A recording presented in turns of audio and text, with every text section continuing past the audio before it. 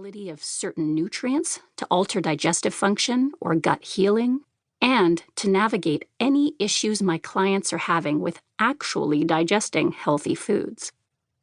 To add another wrinkle, addressing digestive issues is tough because I can't see what's going on in your gut. You tell me you're bloated, but it might be difficult for me to determine if your belly is actually distended. Of course, just because I can't see it doesn't mean it isn't happening. A lot of digestive health, short of having a doctor place a camera inside your gut, is based on subjective experience. How do you feel? Where do you feel it? What does your poop look like to you? Barriers like these are probably why it took so long for functional digestive health issues like IBS to be taken seriously by the medical community. If you have IBS, on paper, nothing is wrong with you, except maybe you poop a lot and you feel pain or urgency. There is no lab test to diagnose your issue like there are for high cholesterol or blood sugars.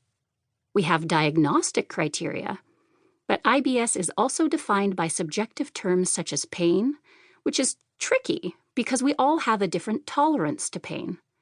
So, I did everything I could to understand what my clients were going through. Honestly, sometimes I was a bit skeptical of what I was hearing. I was still an outsider to their experience. And then, I wasn't. In my 20s, I never once thought about my gut health. I was lucky to be healthy, and I took full advantage, eating veggie burgers and fries at 10 p.m., or dancing all night and going to school after 4 hours of sleep. I always felt pretty good, so other than generally eating well, I was studying to be a dietitian after all. I didn't take any other steps to protect my health. And then I got pregnant with my son. As a dietitian working in holistic health, I was super focused on creating a healthy environment for my baby. I ate my veggies, avoided coffee, went to yoga, and even took probiotics. I was now learning about the microbiome and wanted my own bacterial flora to be healthy so I could pass it on to him. However, nature had a little wrench to throw in the works. My son was delivered early, just shy of 36 weeks. I had to give birth to him on an antibiotic drip because I had not yet done the routine 37-week screening to be sure I was free of a dangerous microbe called Group B strep. I'm happy to report that he was born healthy. After that came the sleepless nights, constant takeout dinners, and the stress of caring for a new baby.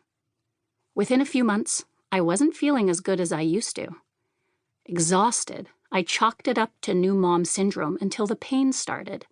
Searing pain that made me feel like my gut was exploding. It made it almost impossible to sit down sometimes.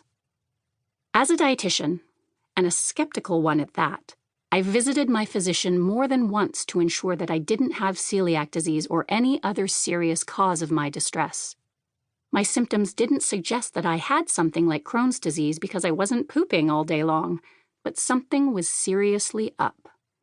This pain could not be normal. The fact that I had about 30 seconds between the urge to go and actually going was not normal. I found myself living in the world of, something's wrong, but the tests are clear, like so many of my clients.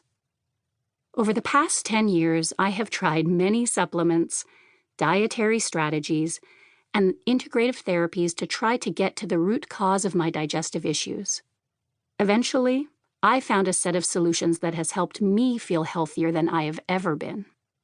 One of the greatest gifts that this experience has given me is the ability to intuitively respond to what my body needs. However, this book isn't about just telling others to do what I did.